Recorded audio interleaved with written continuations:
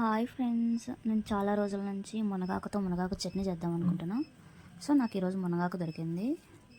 Process చూపిస్తాను. First ఇదంతా తెంచి పెట్టుకోండి.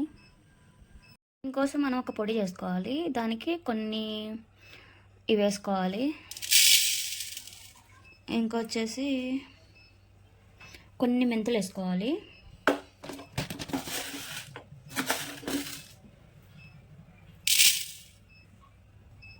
కొంచెం జీలకర్ర, ఒక 2 స్పూన్లు ధనియాలు వేసుకోండి.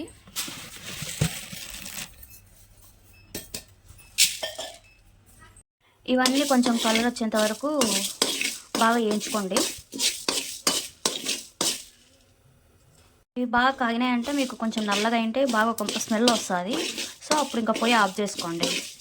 ఇదంతా మిక్సీకి వేసుకోండి, పొడిలాగా చేసుకోండి. కొంచెం చల్లగా అయిన తర్వాత మిక్సీలోకి వేసుకొని ఇది పొడిలాగా పట్టుకోండి.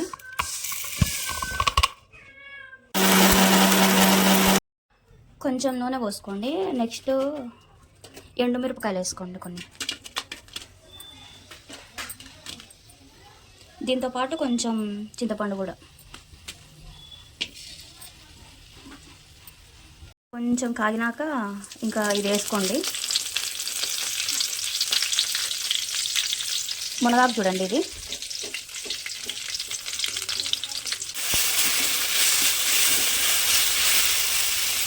ఇది బాగా వేగిపోయింది. ఇంకా వచ్చేసి మీరు ఇది కూడా మిక్సీకి వేసుకోండి. బాలలోనే కొంచెం నూనె వేసుకొని కొన్ని తర్వాత గింజలు వేసుకోండి. వేసుకున్న తర్వాత మనం ఇందాక ఒక పేస్ట్ చేసుకున్నాం కదా, సో ఇదంతా దీంట్లోకి యాడ్ చేయండి. రేపు అంతా బాగా కలుపుకోండి.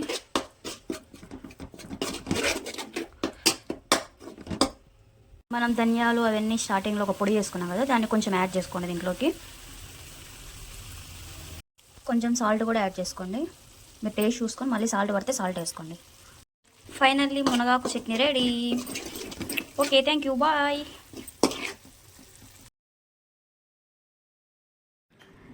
ఎలా ఉందో చూద్దాం. కొంచెం రైస్ పెట్టుకుంటున్నా అండ్ కొంచెం చట్నీ కూడా. టేస్ట్ అయితే చాలా అంటే చాలా బాగుంది.